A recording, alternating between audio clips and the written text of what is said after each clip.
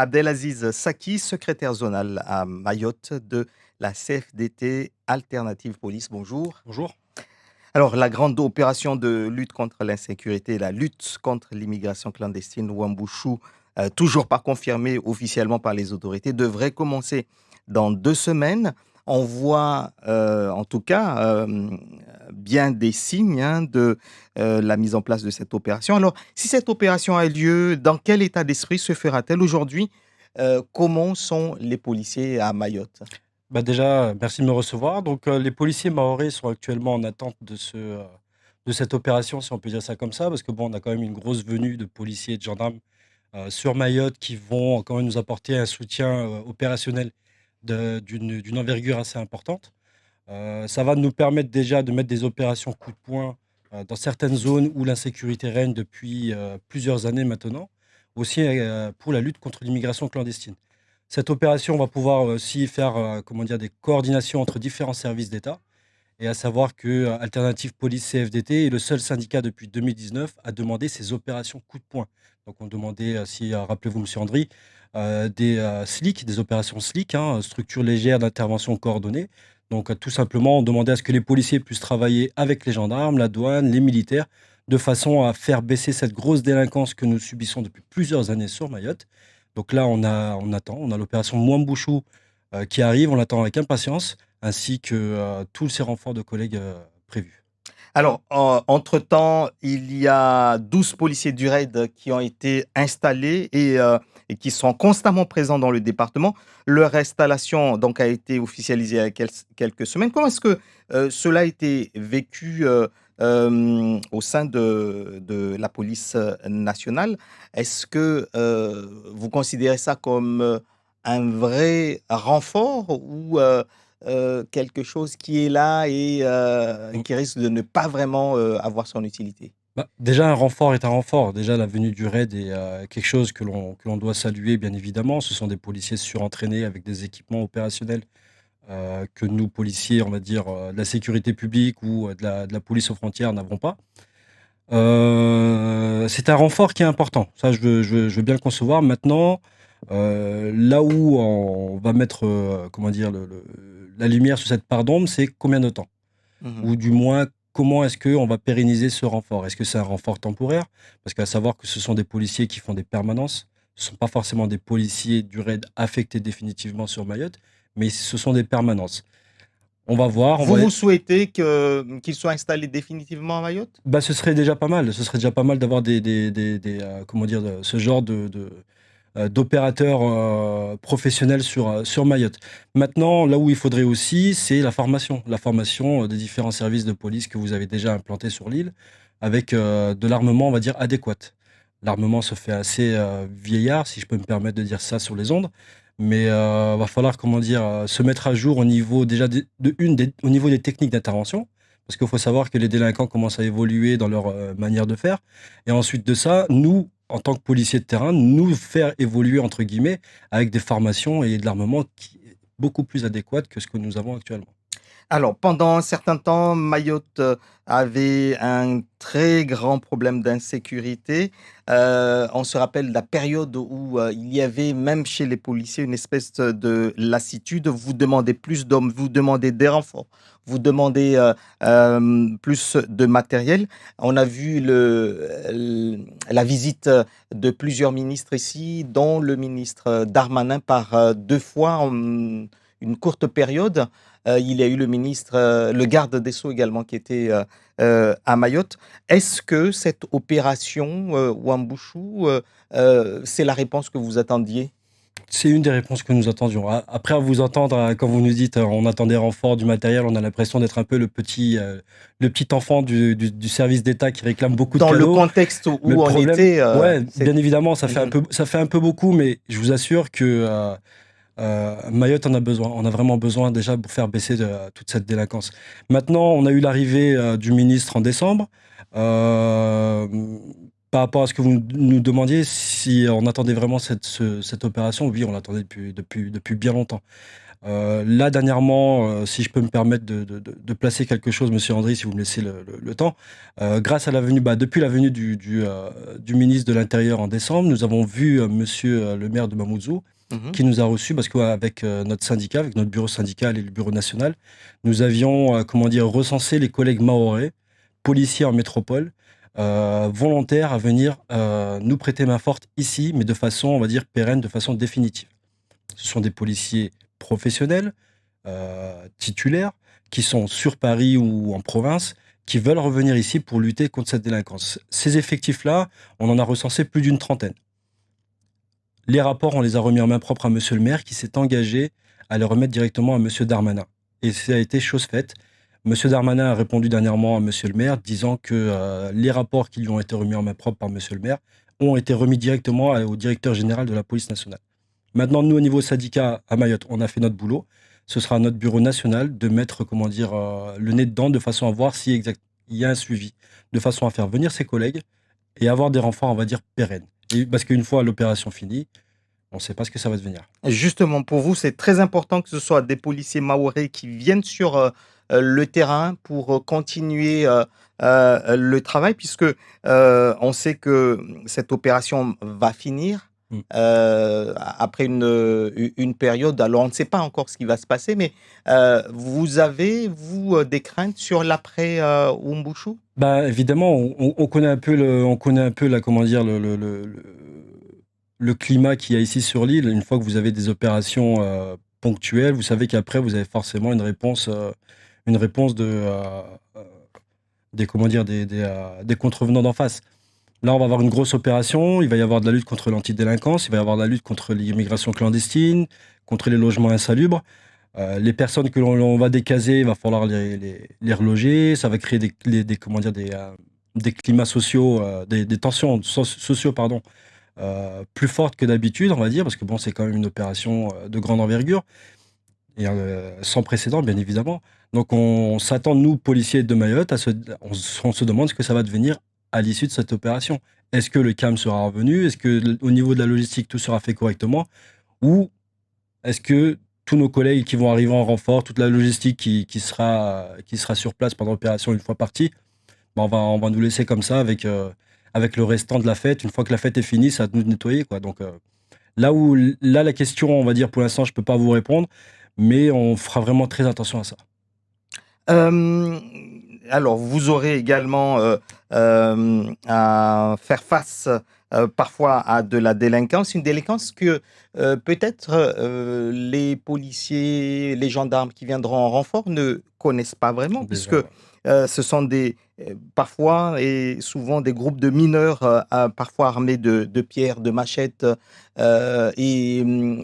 parfois même de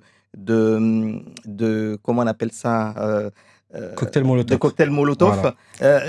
Est-ce que les renforts ne risquent pas d'être surpris par ces groupes? Ils n'ont pas l'habitude d'avoir en face des mineurs armés. Bah, déjà, C'est- j'espère, excuse-moi de vous avoir coupé, mais Oui. j'espère que au niveau du briefing de leur côté en métropole, ils ont été briefés concernant le type de délinquance qu'il y a ici.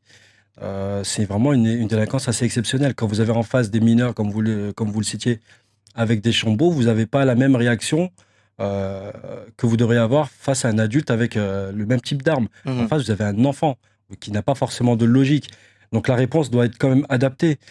Bah, j'espère que de leur côté, ils sont préparés mentalement et physiquement à ça, parce que bon, ils vont être un peu choqués, quoi. Alors, justement, par rapport à l'état d'esprit des policiers ici à Mayotte, je voulais revenir sur un fait, c'est que pendant plusieurs années, l'utilisation d'armes à feu était vraiment un événement rare, un événement particulier. Ces 2 dernières années, on a l'impression que le nombre de fois où les policiers ont dû utiliser leur arme à feu a augmenté. En tout cas, c'est une impression. Est-ce que c'est vrai d'ailleurs, ou c'est juste une impression? Et puis, comment expliquer cela? Alors, déjà, pour l'utilisation d'une arme à feu, il faut plusieurs conditions. Il faut que vous ayez une attaque envers le fonctionnaire de police ou autrui, et il faut, suite à cette attaque, il faut qu'il y ait un acte de défense. Donc, par exemple, pour une attaque, il faut que l'attaque elle soit injustifiée, réelle et actuelle. Et l'acte de défense doit se faire, doit être nécessaire, simultané est proportionné face à l'agression. Si maintenant vous, en tant que journaliste, vous avez l'impression qu'il y a une augmentation... Même des tirs en l'air. Voilà. Hein. Si vous avez déjà vous, en tant que journaliste, vous avez cette impression qu'il y a énormément d'usage d'armes à feu, c'est qu'il y a une Un peu augmentation. plus, en tout cas. Voilà, Oui, c'est qu'il y a une augmentation d'agression envers les fonctionnaires de police. Rappelez-vous, et je me permets encore de faire des flashbacks, pardon, mais combien de fois on a dit au niveau de la radio, au niveau de la télé, que les jeunes n'ont plus peur des policiers, n'ont plus la peur du gendarme. Ils n'hésitent pas à venir au contact, soit balancer des cailloux ou des pavés, ou venir avec leur machette. Donc, peut-être, alors je dis bien peut-être, j'ai pas les chiffres, qu'il y ait une augmentation d'usage du Six Hour, donc du pistolet administratif. Peut-être, effectivement, il faudrait que j'ai les chiffres, mais ce qu'on peut dire, c'est que ce qui est certain et confirmé, vous avez de plus en plus d'agressions envers les policiers. Alors, lors de votre dernier passage, il y a plusieurs mois ici, vous avez également insisté sur le souhait qu'il y ait l'élargissement de zones police vers Koungou, mais aussi vers Petite-Terre. On l'a entendu qu'en Petite-Terre, il y avait quand même certains élus qui étaient plus ou moins opposés à cela. En fait, leur crainte, c'était de voir la gendarmerie disparaître. Pour vous, en fait, une zone peut être mixte sans problème. Non, alors déjà au niveau, lors de notre dernier passage par rapport à ce sujet-là, nous on avait été contre la création d'un commissariat à Koungou. Alors je dis pas qu'on avait été contre, nous ne sommes pas contre l'élargissement du terrain bien évidemment, mais il y a tout déjà un problème de logistique à régler. Déjà sur Mamoudzou Centre et le Grand Mamoudzou, on a du mal à rentrer dans certains quartiers. Comment voulez-vous rentrer déjà vous étiez... Voilà. Ouais, c'est les autres syndicats. Voilà, ce sont mes collègues des autres syndicats qui souhaitent, bien évidemment, mais bon, j'invite mes collègues syndicats à plus de discernement vis-à-vis de ce sujet. Déjà que l'on rentre déjà dans certains quartiers dans Kaouéni, que l'on nettoie certaines zones avant de pouvoir nettoyer d'autres zones. Maintenant, ça c'est une question d'autorité, on va dire, d'État. C'est au préfet et aux différents généraux ou aux directeurs de voir tout ça. Nous, les syndicats, ça nous regarde pas. Ça ne nous regarde pas de savoir quelle zone on a besoin ou quelle zone on doit se débarrasser. Que l'on commence déjà à nettoyer le Grand Mamoudzou, notre zone, pour ensuite voir s'il faut aller récupérer d'autres coins de Mayotte. Mais bon, Petite-Terre est une zone gendarmerie, a toujours été une zone gendarmerie. Vous avez la PAF actuellement là-bas, mais bon, la PAF est un service à compétence départementale. Donc ils ont leurs locaux, avec certaines unités, ils sortent de Petite-Terre, ils vont sur toute l'île, de façon à lutter contre l'immigration clandestine. Mais qu'il y ait une mixité entre les corps de police et de gendarmes, oui, mais pas comme ça. On peut pas se diviser une ville en deux, quoi. Alors, je reviens sur le métier, votre métier, le métier que vous avez. Vous parlez de ces 30 policiers mahorais qui pourraient éventuellement revenir à Mayotte, mais cela veut dire, est-ce que cela veut dire 30 nouveaux policiers à Mayotte, ou est-ce que ce serait des échanges plutôt de postes, puisque là, ça va changer énormément s'il y a 30 nouveaux policiers à Mayotte. Alors, ce serait 30 mutations définitives. Hein. Attention, ce serait 30 policiers en plus de ce qu'il y a actuellement. Ces 30 policiers actuellement pourront servir à renforcer différents services, à la création de certains services. Là, vous avez... Alors, je donne un exemple, hein, parce qu'on est en train de bosser là-dessus avec notre bureau syndical et aussi avec la mairie de Mamoudzou. Vous avez le caribus qui arrive. Il va falloir sécuriser ces transports en commun. Pourquoi pas créer une unité de sécurisation des transports en commun comme vous avez dans certaines villes. Donc ces 30 policiers-là pourront servir peut-être à créer déjà un renfort vis-à-vis de ce type de mission. Maintenant, il faut qu'il y ait une attractivité vis-à-vis de Mayotte. Si nous, on commence à courir nous-mêmes d'initiative à vouloir chercher d'autres policiers, c'est qu'il y a un problème. C'est que personne ne veut venir, entre guillemets. Vous voyez, les conditions sont assez difficiles. Le travail est compliqué. Le travail de policier est très difficile. Donc, c'est à nous de le faire. Mais si on le fait, c'est parce qu'on a envie d'avoir des renforts, quoi. Il y a également à Mayotte, comme ailleurs, hein, beaucoup de policiers contractuels. Qu'en est-il de ceux-là, ceux qui finissent leur contrat? Est-ce que à un moment donné, ils ne vont pas revenir à la police? Et que deviennent-ils? Alors déjà, ce sont des contrats jeunes. Mhm. Donc ce sont des policiers contractuels, ils signent un contrat de 5 ans plus une année. Et ce sont des policiers, pour moi, ce sont des policiers professionnels. On leur donne une formation qui est courte, mais c'est une formation qui est assez suffisante de façon à ce qu'ils puissent venir avec nous. Ils sont limités au niveau des actes judiciaires, ils n'ont pas les mêmes pouvoirs qu'un gardien de la paix ou qu'un officier de police. Et c'est ça le problème, c'est qu'une fois fini, on ne sait pas ce qu'ils vont en dire. Donc, du moins ici, on n'a jamais entendu parler de salaire de reconversion. C'est-à-dire qu'une fois qu'ils finissent, le trois quarts du temps, soit ils finissent au Pôle emploi, ou sinon, d'eux-mêmes, ils doivent se débrouiller à trouver des contrats de travail pour aller dans la continuité. Nous, au niveau de notre syndicat, on est en train actuellement de travailler avec différentes structures, on va dire, civiles, des sociétés civiles, qui se promettent le recrutement de policiers adjoints en fin de contrat. Actuellement, vous avez une société de sécurité, si je peux me permettre de donner le nom, donc Proximo Sécurité, qui va venir s'implanter sur Mayotte, qui s'engage à recruter la quasi-totalité des policiers adjoints en fin de contrat. Donc déjà, à ce niveau-là, c'est vraiment une continuité, on va dire, sociale pour qu'ils puissent avoir déjà un salaire à la fin du contrat.